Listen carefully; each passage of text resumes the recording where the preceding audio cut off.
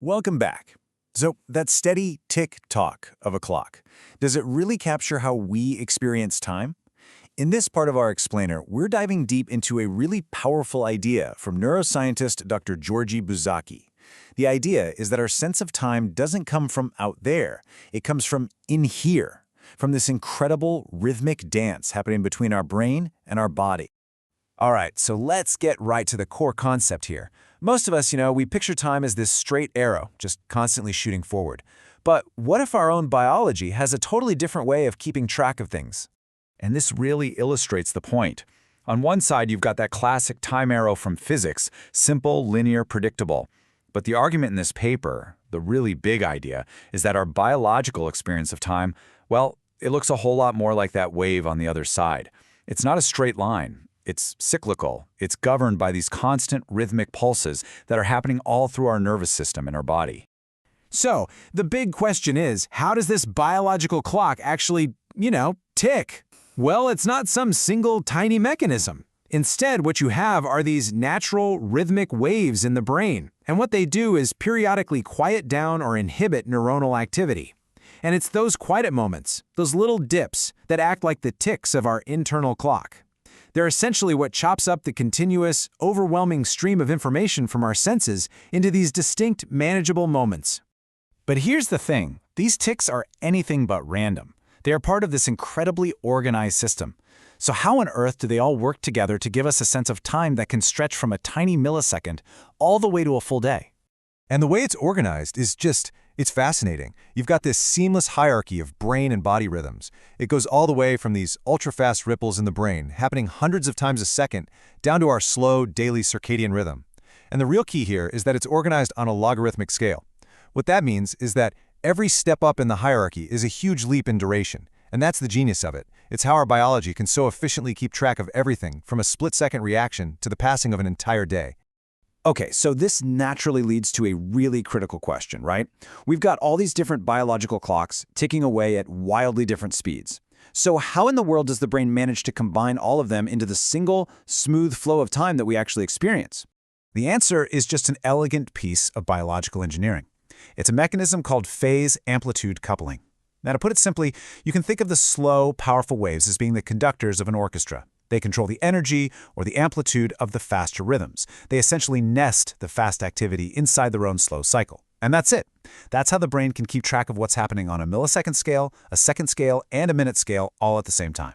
Now, it is absolutely crucial to get this next point. This whole system is not just locked away inside the brain. Nope. It is constantly being influenced and modulated and even calibrated by the physiological state of our entire body. And we're talking about an incredibly direct connection here. I mean, think about your own heartbeat or that gut feeling you get. Those aren't just vague feelings, they are real rhythmic signals. These slow rhythms from our gut, from our heart, are constantly traveling up to the brain. And once they get there, they directly influence the activity in our cortex. They literally help shape and calibrate our perception of how fast or slow time feels like it's passing. And it's not just physical rhythms. Our brain chemistry has its hands on the dial too. Dopamine, for instance, is a major player. This is the neurochemical reason why a stimulant like coffee can make it feel like time is slowing down, while being tired or taking a depressant can make an hour seem to just vanish. Put simply, our experience of time is directly tied to our brain's chemical state. It even gets down to something as fundamental as body temperature. The speed of our internal clock is quite literally temperature dependent. In experiments, when researchers cooled down a specific brain area, the ticks of that clock, the oscillations, they actually slowed down. But here's what's so incredible. Even though the speed of the clock changed, the organization of the neuronal activity, the sequence of events, stayed perfectly intact. It's like the tempo of the music changed, but the melody itself remained exactly the same. Okay, so we've established this complex, multi-layered biological clock, and we know it's deeply connected to our body. So now, let's get into the really fun part. How does this machinery create the strange, often warped, subjective experience of time that we're all so familiar with? This is a perfect example of how the brain plays with time. What you're seeing is the brain activity of a rat exploring a maze in real time. Then, on the other side, you see the brain replaying that exact same memory during sleep. It's the same sequence of neurons firing, but it's running 10 to 15 times faster. This is a process called time compression, and it's thought to be crucial for memory consolidation. But what it really shows us is that our experience of time is completely state-dependent.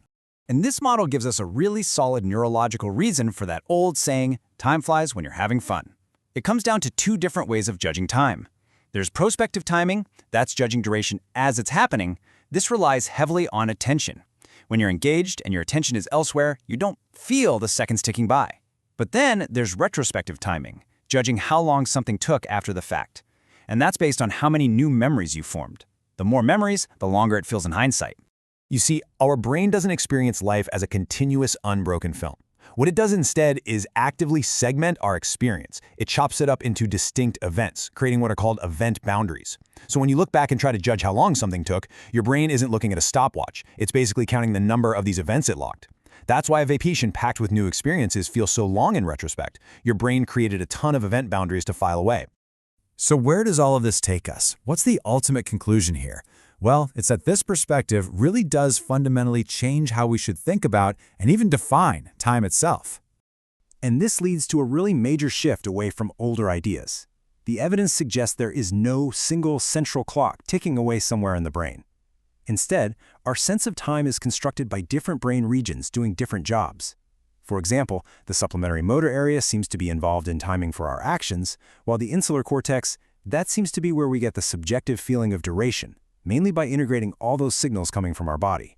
So this brings us to a much more refined way of thinking about time, distinguishing between two different concepts. First, you have chronos. That's physical time. It's objective, it's linear, it's what's measured by clocks. But then you have kairos, and kairos is our experience time.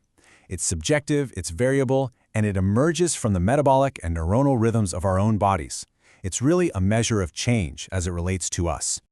All right, let's boil this down to the first key take-home message, and this is about the mechanism. Our experience time is logarithmic. It's constructed by this deep hierarchy of oscillations in our brain and body. And all of these different rhythms, all these different timescales, are integrated together through that elegant process of phase-amplitude coupling. And the second take-home message is about the source. Time isn't some external thing that we're perceiving.